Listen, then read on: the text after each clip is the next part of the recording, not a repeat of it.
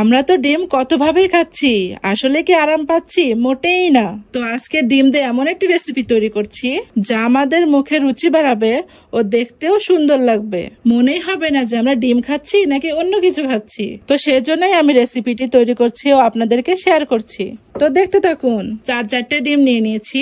আপনাদের ফ্যামিলিতে যদি বেশি মানুষ থাকে তাহলে আপনারা ডিম বেশিও নিতে পারেন। তো 4টে ডিম নিয়ে নিলাম। তো একটা চামচের মাধ্যমে ভালো মতো গুলিয়ে নিলাম। সুন্দর মতো গুলিয়ে নেওয়ার পরে দিয়ে দিলাম 1 চামচ লবণ। আবারও ভালো মতো মিক্স করে নিচ্ছি। বন্ধুরা ভালো মতো মিক্স করবেন।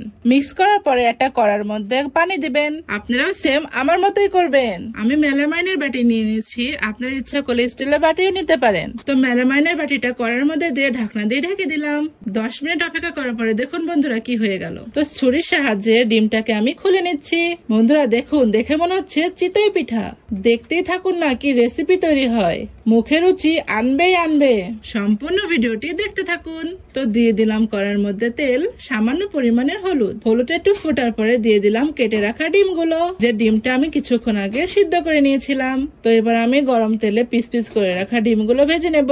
হালকা আঁচে ভাজবেন যেন পুড়ে না যায়। তো বন্ধুরা অবশেষে ডিমগুলো ভেজে নিয়েছি। এবার একটা পাত্রে তুলে নিচ্ছি। তুলে নেওয়ার পরে সামান্য একটু তেল দিয়ে পেঁয়াজগুলো ভেজে নেব। তো দিয়ে দিলাম হালকা পেঁয়াজ কুচি। এবার হালকা আঁচে ভেজে নেব। সুন্দর মতো হালকা বাদামি কালার করে ভেজে নিয়েছি। তো এবার দিয়ে দেবো হলুদের গুঁড়ো, মরিচের গুঁড়ো, আদা বাটা, জিরা বাটা ও লবণ। এবার মশলাটা কষানোর পালা। সুন্দর মতো মশলাটা কষানোর পরে দিয়ে দিলাম দারচিনি ও এলাচ। দেখুন বন্ধুরা কি সুন্দর দেখা যাচ্ছে। মনে হচ্ছে কি এখনই খেয়ে ফেলি।